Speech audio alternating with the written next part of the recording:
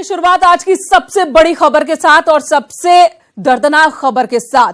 वो खबर जो आपको गुस्सा ला दे। जम्मू कश्मीर के पुलवामा के पास आतंकवादियों ने एक बार फिर हमला किया है। अवंतीपोरा में 2019 का सबसे बड़ा आतंकी हमला हुआ है। अब तक 30 जवानों के शहीद होने की खबर है। हमले की जिम्मेदारी आतंकी संगठन जैश ए मोहम्मद ने ली है, जिसका सरगना अजहर मसूद है। आपको बता दें, आतंकियों ने सीआरपीएफ के काफिले को निशाना बनाया, जिसमें करीब 2500 जवान शामिल थे।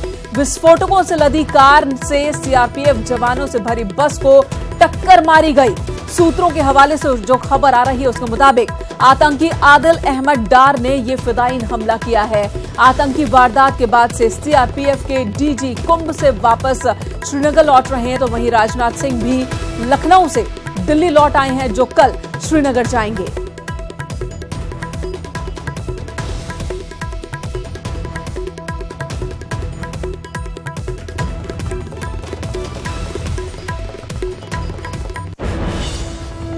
पुलवामा आतंकी हमले में 30 जवान शहीद हो चुके हैं। 20 से ज्यादा जवान इस वक्त घायल बताए जा रहे हैं। 200 किलो से ज्यादा विस्फोटक के साथ आतंकी ने सीआरपीएफ के काफिले पर हमला किया है। हमारे जवान शहीद हुए।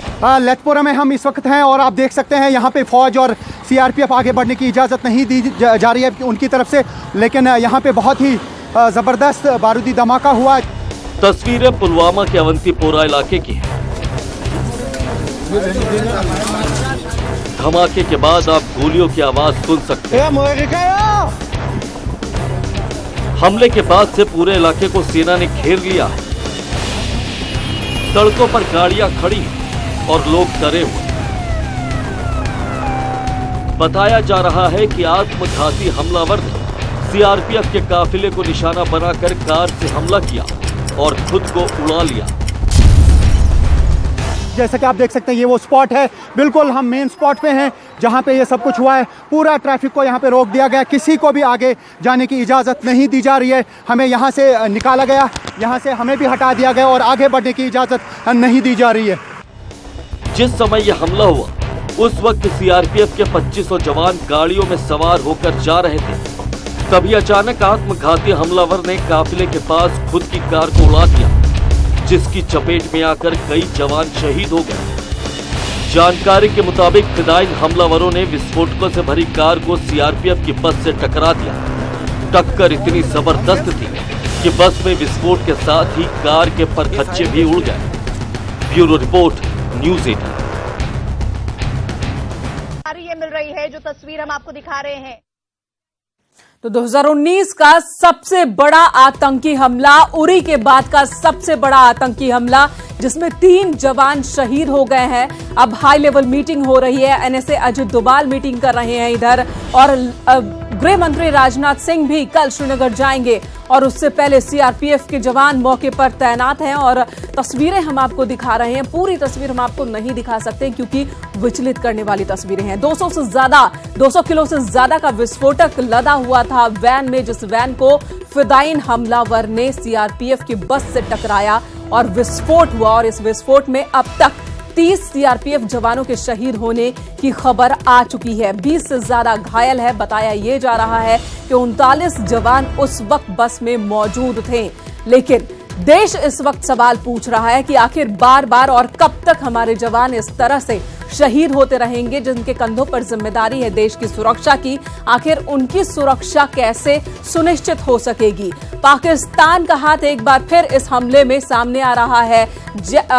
जिम्मेदारी ले ली गई है इस आतंकी हमले की, और ऐसे में अब यह भी सवाल है कि आखिर इस हमले का बदला भारत कैसे लेगा, कैसे सबक सिखाएगा हमलावरों को।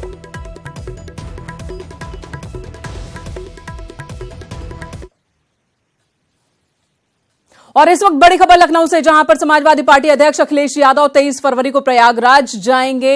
लाठीचार्ज में घायल समाजवादी पार्टी कार्यकर्ताओं और छात्रों से मुलाकात करेंगे और इस दौरान ये प्रदेश प्रवक्ता ऋचा सिंह के घर पर भी जाएंगे। समाजवादी पार्टी के जॉर्ज टाउन ऑफिस भी पहुंचेंगे। अखिल भारतीय अखाड़ा परिषद के महंत नरेंद्र गिरी से मुलाकात भी करेंगे।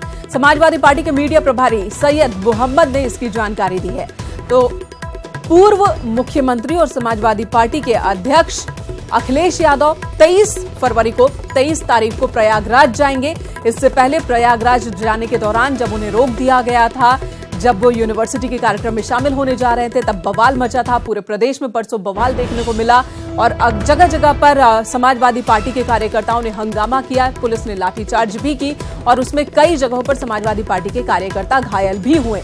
और अब प्रयागराज 23 फरवरी को जाएंगे पूर्व मुख्यमंत्री समाजवादी पार्टी के अध्यक्ष अखिलेश यादव और इस दौरान वे उन कार्यकर्ताओं से मुलाकात करेंगे, छात्रों से भी मुलाकात करेंगे जिनका शपथ ग्रहण होना था और उन कार्यकर्ताओं से मुलाकात करेंगे जिन पर पुलिस ने लाठीचार्ज किया था और वो घायल हुए थे। प्रदेश प्रवक्ता ऋचा सिंह के घर भी जाने का कार्यक्रम है। कई प्रोग्राम प्रयागराज में अखिलेश यादव के 23 फरवरी को।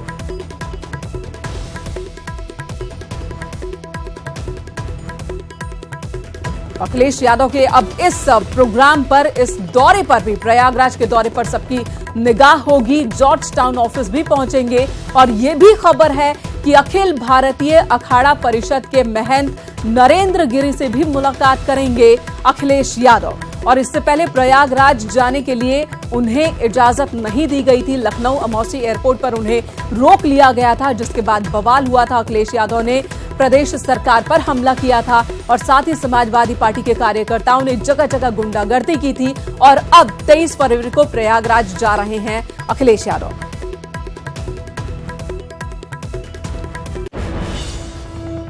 और अब बात कांग्रेस की करते हैं। कांग्रेस महासचिव प्रियंका गांधी की करते हैं, जो कि पिछले 3 दिनों से लगातार लखनऊ में कार्यकर्ताओं के साथ मैराथन बैठक कर रही हैं। और अब मैराथन बैठकों के बाद प्रियंका गांधी थोड़ी देर में प्रेस कॉन्फ्रेंस करने वाली हैं।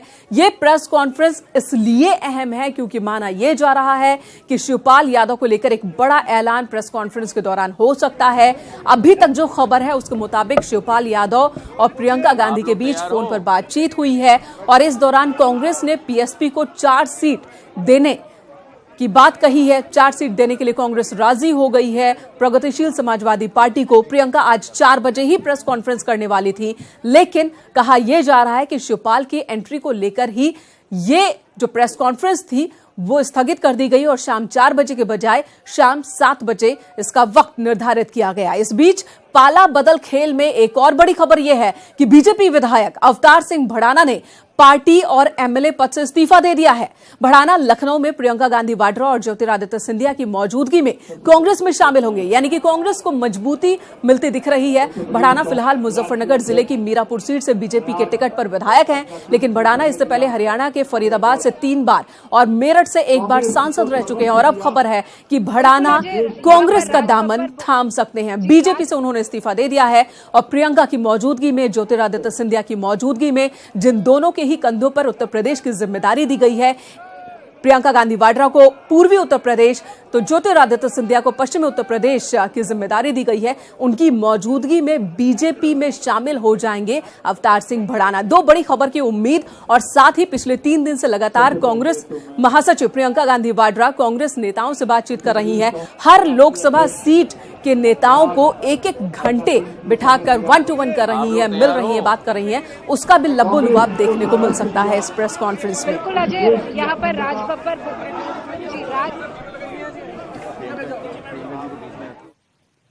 तो चलिए, जैसे ही प्रियंका की प्रेस कॉन्फ्रेंस शुरू होती है हम आपको लिए चलेंगे, दिखाएंगे क्या कह रही हैं प्रियंका गांधी वाड्रा, क्योंकि लोग उन्हें सुनने के इंतजार में हैं। जब से वो उत्तर प्रदेश पहुंची हैं अभी तक मीडिया से मुखातिब नहीं हो पाई हैं। तो क्या कुछ प्लान है उनका, क्या कुछ एजेंडा है उनका उत्तर प्रदेश को लेकर, किस तरह से आगे की रणनीति कांग्रेस की होगी, सब जानेंगे। लेकिन इससे पहले हम बात कर लेते हैं राजभर की। ओम प्रकाश राजभर, जिन्होंने एक बार फिर चुनौती दी है बीजेपी को और कहा है कि हम तो डूबेंगे सनम, तुमको भी ले डूबेंगे।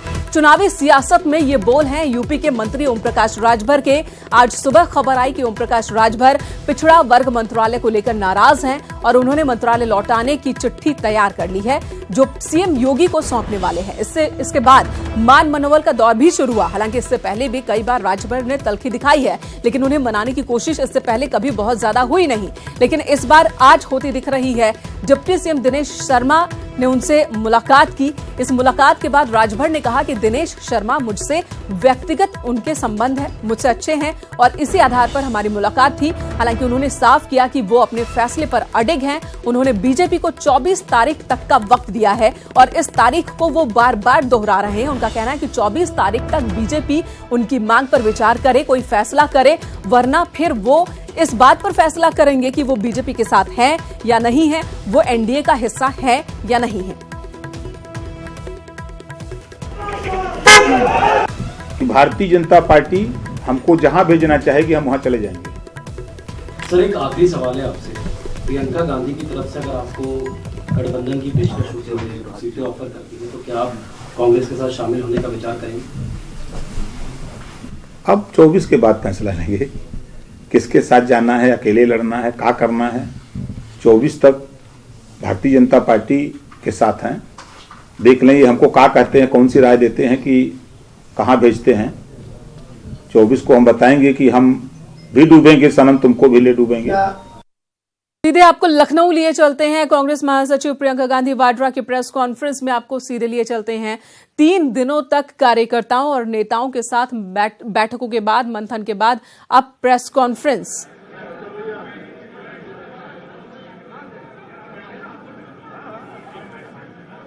प्रदेश अध्यक्ष राज बब्बर को इस वक्त आप देख सकते हैं। प्रियंका गांधी वाड्रा आ चुकी हैं, पहुंच चुकी हैं।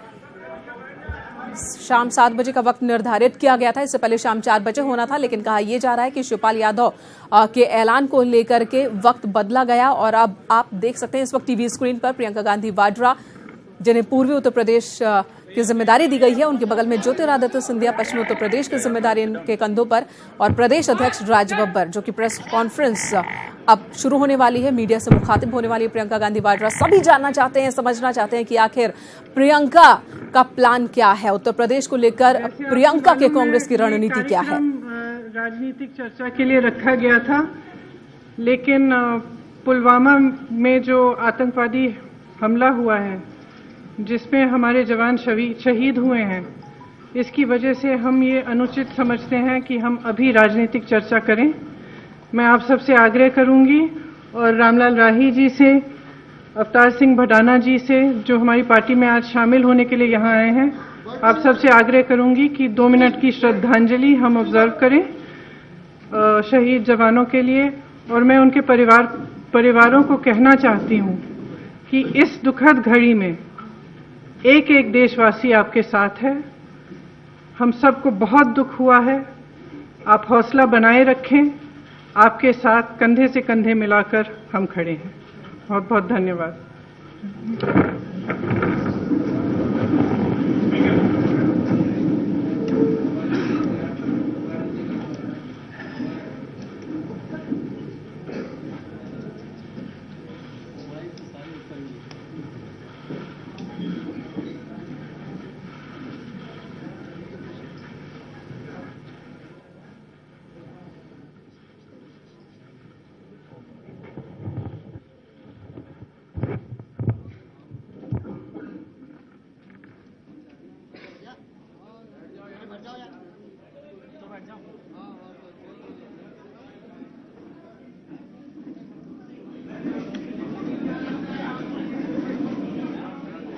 रखने को उन्होंने कहा और शहीदों को श्रद्धांजलि देने के लिए पुलवामा में आतंकी हमले में शहीद हुए 30 जवानों के प्रति उन्होंने अपना दुख जताया और साथ ही शोक जताते हुए ये संदेश शहीदों के परिजनों को कि पूरा देश का हर नौजवान, हर नागरिक शहीदों के परिवार के साथ खड़ा है।